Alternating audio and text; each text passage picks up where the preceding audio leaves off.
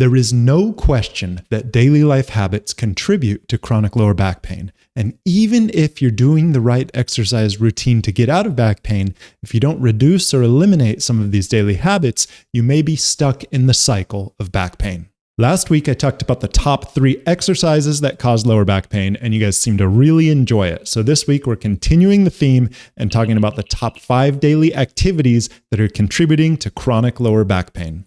Like last week, I'm going to break each of the 5 categories down and talk about why they contribute to the problem and offer alternatives. And I'm also going to tell you about the one thing that you can do more of in your life that reduces the effects of all of these things that contribute to back pain. So let's get right into it. The first and most obvious one that you've definitely heard before, but you need to hear again, is excessive sitting. And we're going to talk about some of the problems that it causes in your spine. But the big picture is that sitting a ton throughout your day is fully accepted in our society. And so it doesn't feel wrong, but that doesn't mean that these negative effects are not happening to your spine. Even if you can't feel them in the moment, even if it feels comfortable to sit, the long-term effects of sitting are causing muscle imbalances around your spine by shortening your iliopsoas through sustained hip flexion. You are training your hip flexors in a shortened state. This causes postural conditions like excessive anterior pelvic tilt and lumbar lordosis when you go to stand up from the sitting position because your hip flexors are in an adaptively shortened position. I recently published a YouTube video diving deep into this topic and illustrating what's happening to your spine with animation so you can fully understand how serious this is. Not only that, but sitting is the most compressive position on the spine and reduces disc hydration and circulation. And sitting in a slouched posture stresses the posterior spinal ligaments and discs, which can contribute to things like bulging discs. Looking down at your screens like your phone or laptop requires neck and mid-back flexion, which shifts even more load onto your lumbar spine. And so things like a poor ergonomic desk setup, driving in a slumped posture, or laying down curled forward to look at your phone, while maybe not immediately causing back pain, are contributing to this greater monster that is the cause of chronic lower back pain. And in my opinion, worst of all, sitting with a backrest reduces your deep core muscle activation, which is the very muscle group that supports and stabilizes your spine, and the very thing that you need to be healthy and active to get out of chronic lower back pain.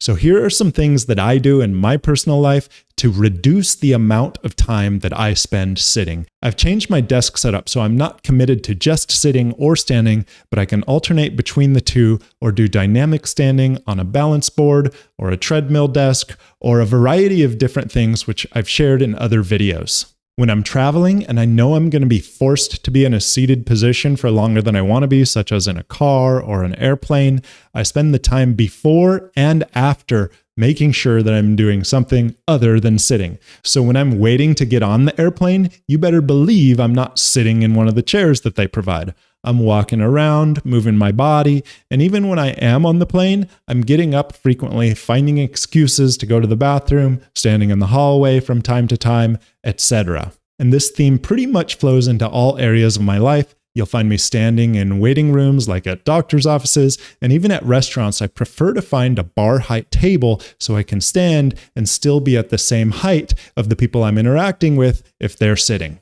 Let's move on to the next category, which is poor sleeping positions and or mattress support. And I've recently put out 2 YouTube videos on this very topic, one focused on sleeping positions and some alternatives that can be really helpful for getting out of back pain when you wake up in the morning, and also a research-based video on the best and worst mattresses for sleeping and back pain. If you want to dive deeper into those topics, you can check out those videos. But in a nutshell, sleeping on a soft or old mattress that has saggy spots is one of the worst things you can do for getting out of back pain, because that puts your spine out of alignment for several hours straight and can lead to morning stiffness and pain when you wake up. Sleeping positions also matter. There is no one best position for you to be in, but there are several things that you can try, such as putting extra pillows between your knees, the zero gravity position, and the 3/4 sleeping position, which I demonstrate both of those in the video. The very clear conclusion with mattresses is that if your mattress is older, like 7 to 10 years old, it needs to be replaced because it's likely lost its life and is not supporting your spine the way it should be. And for new mattresses, a medium firm mattress is usually the best way to go for most people. The third category is poor bending and lifting mechanics, and this is extremely common during mundane household activities like groceries, dishes, brushing your teeth, and just cleaning the house when we're not really thinking about core engagement, hip hinging, and the type of mindset that we take into the gym. But what I really encourage you to do is to take that mindset that you have when you're lifting heavy weight in the gym and apply it on a lower level, a less intense level, when you're doing everything around the house. Healthy movement is important, especially when we do it at a high repetition, because if we're not engaging properly and hinging at our hips during these movements, even though they're not high intensity, we're doing them hundreds of times a day when you're brushing your teeth or shaving or looking in the mirror or doing all these micro movements. At a high level of repetition, they do have an impact on your spine, especially day in and day out. So it's very important to have a mindset of healthy body mechanics wherever you go. So I like to think of it as gymifying whatever you're doing. Imagine that you're in the gym when you have to clean up the house and pick up things and just move in a more athletic way, because this is likely going to be a healthier way to move for you. Probably a little bit more fun, and it's just not having that negative impact of compressive forces on your spine when you're repeatedly forward bending at your lumbar spine instead of your hips, which is the hips are just a much better designed joint for that motion. They have much more cartilage. They are ball and socket, which is mechanically superior to the disc design. And they have the most powerful muscles in the body that can leverage them, such as the glutes and the hamstrings. So bring that hip hinge with you, even if you're doing small micro movements, and you will feel a noticeable improvement in the health of your lumbar spine. Now, I realize this fourth category might be a controversial one, but what are you putting on your feet? Your feet are your connection to the ground. They offer you what's called proprioception, to feel the earth beneath you and to respond and react to them.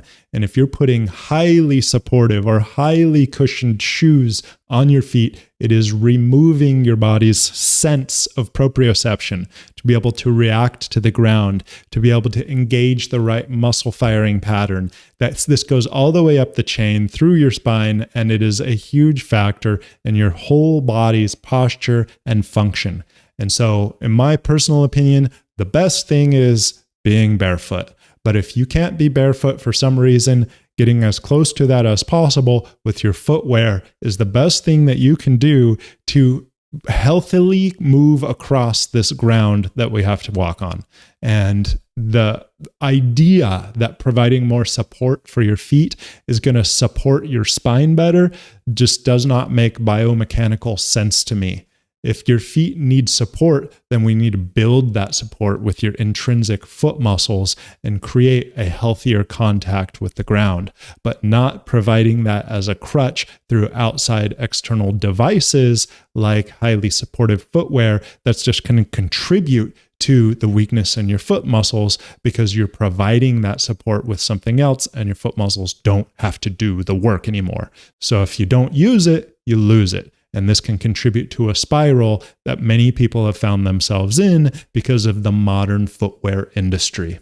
For the fifth and final category, and this is not a fun one, chronic stress. This does affect your lower back because we carry stress in our bodies through muscle tension. And chronic stress leads to chronic muscle tension. And chronic muscle tension leads to muscular imbalances because it's only some of the muscles that carry that tension, like your upper traps or your hip flexors. And other muscles are chronically inhibited because of something called reciprocal inhibition.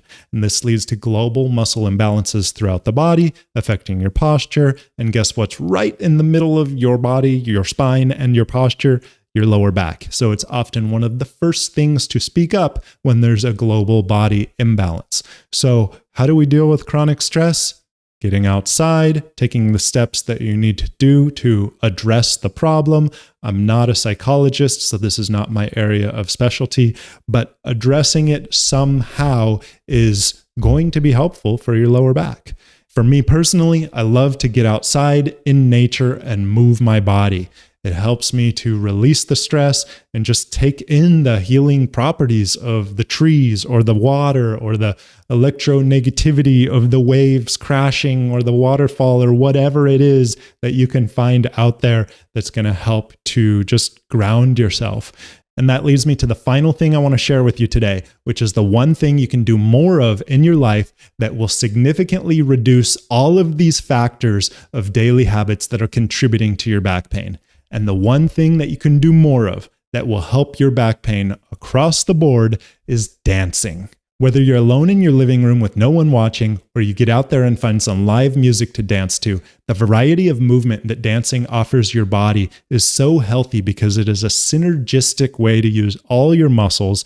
The variety does not give you repetitive trauma or stress like standing at a computer or sitting at a computer does. And it's also a great source of stress relief. You can release a lot of chronic muscle tension through dancing, and it also activates healthy muscles because it involves your core and your deep abdominals, which are the muscles that support and protect your spine. So if you can replace any of these daily habits that might be hurting your spine with dancing, you will no doubt be better off, and you'll probably sleep better too.